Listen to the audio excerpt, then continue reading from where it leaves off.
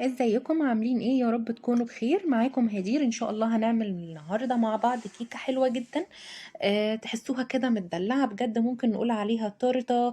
شاتو جاتو يا جماعه، بجد تحفه جدا. هنعملها بمكونات سهله وبسيطه موجوده في كل بيت، والنتيجه في النهايه تحفه زي ما انتم شايفين. بما ان بقى احنا النهارده كده الفالنتين، فحبيت ان انا اهادي جوزي بتورتايه زي اللي انتوا شايفينها دي. هو بيحب كيكه الشوكولاته جدا، بس انا حبيت كده ان انا ادلعها له النهارده.